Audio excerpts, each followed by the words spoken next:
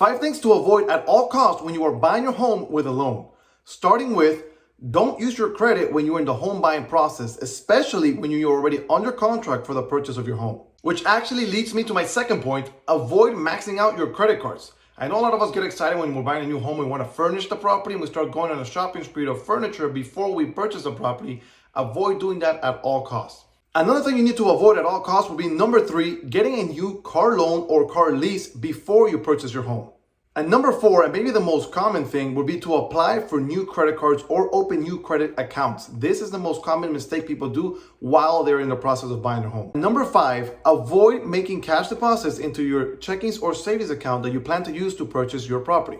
A lot of the times when lenders or banks see cash deposits, they cannot verify where they came from, and that way they will not allow you to use them for the purchase of your home, even though the money could have been from the sale of a vehicle or from just your job itself. So before you make this cash deposit, I highly suggest you reach out to your realtor or lender and ask them of other alternative ways and how you can make this deposit so that you can use this cash for the purchase of your home. If you have any other questions, please do not hesitate to reach out. My name is Bryan Roach, your real estate agent here in Miami, Florida, and I'll see you next time.